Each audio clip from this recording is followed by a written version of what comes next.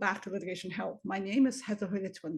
Our video today is what's the difference between pleadings, facts, and evidence? The reason why I wanted to do this video is because when I was a self-rep, I thought all you have to do is just come to court and tell your story, and that's it. And of course, after law school, I realized that there is actually a particular way for a litigant to start their case and present their case to court. So joining me here today is our regular guest, family lawyer, Helena Birt. Hi, Helena. Hey, Heather, how are you? Great. Helena, let's first start off with some definitions. What is a fact? Okay, basically, and this applies to anything. So let me do a warning before we all start. Yep. What we are doing, and I know you do this in your introductory blurb, is this is legal information, not legal advice. So we're going to be going through examples. Because my wheelhouse is family law, I've chosen a family law case to use as the examples. But the general concepts we're talking about apply to just about any kind of legal proceeding that you're in. It could be a civil lawsuit, it could be a criminal suit, it could be whatever. So we're really talking about basics. And so the overall scope of what we're looking at, as you said, are pleadings, facts, and evidence. So the basic starting point where we're looking at is, first of all, you have to define what a fact is. So it's pretty well the straight dictionary definition, and a fact is anything that is known to be true and can be proven. So like a prime example, today it is sunny in Hamilton. That's a fact. How do you prove it? You prove it with, the next thing we're going to talk about is evidence. And there's my evidence. You've just got a screenshot out my window. So the fact is that it is sunny today in Hamilton. The evidence is you've seen the screenshot looking out my window. So a fact is anything that is known to be true and that can be proven. But the one thing to keep in mind, facts can be disputed. Somebody could argue, well, it's not sunny in Hamilton today. It's sunny in Toronto, and you're in Toronto, but not Hamilton. So what you produced to show it's sunny in Hamilton actually it doesn't support that fact. The evidence does not support the fact it's sunny in Hamilton if it's a picture of what's happening in Toronto. But so the basic thing to keep in mind, a fact is anything that is known to be true and that can be proven. Okay? Excellent. Great. All right. So let's move on now to the word pleadings.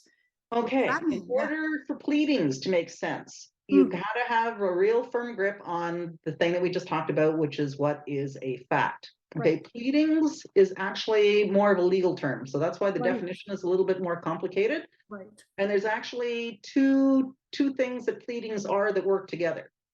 As far as court proceedings are concerned, pleadings are the formal documents that tell the other party and tell the court what it is you are asking the court to do for you and why the court should give you what you're asking for. And those formal documents are called pleadings. In your pleadings, you plead your case. So the pleadings overall in the court process are the original documents that set out what you're asking for and why the court should give you what you're asking for. So you're talking about your request for relief and the facts that support that request. Why should the court give you what you're asking for? So when you are in your pleadings, you do two things.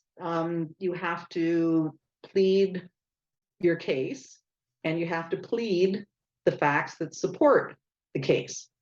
So what the pleadings are as a document is they're the framework for your litigation, and they put out the material facts that support what it is you're asking for. So that's generally what the pleadings are. Okay, sounds good. Yeah, right, we'll get into a little bit more depth on how pleadings actually get, like when you take them apart, what they actually look like. We're getting to that in the next slide. So let's move on. So how do facts and pleadings fit together? Okay, in your pleadings, I've already said this a couple of times, but I can't emphasize it enough. Right. In your pleadings, there are things that you need to plead. One is the law, which is the legislation and the rules. What are the legal laws or rules that allow you or tell you that you can ask the court to give you what you're asking for? So that's your pleading law. So you have to specify saying there is this law that gives me the right to ask for this if I meet the right conditions. And the law will tell you what those conditions are in order to get what you're asking for. Then the second part is, all right, here's the law that says I have the right to ask the court to give me this. Here are the facts that the court needs to know to support why they should give me what I'm asking for. So always there's two parts to your pleadings. There's you plead the law, which gives you the foundation for what you're asking for, and then the facts, which are what you need to prove in order for the court to give you what you're asking for. So usually when you're talking about facts that are being pled in your pleadings, they're called material facts. So, and again, the definition of a material fact is a fact that is necessary in relation to your claim or if it's in your defense. And material facts get proved by evidence if they're not admitted by the other party. So now we're looking at getting into, we know what pleadings are. We know that you have to plead the material facts, which are the facts that you need to get into the court giving you what the law says you're entitled to. And then how do you prove those facts? And that takes us to the next slide.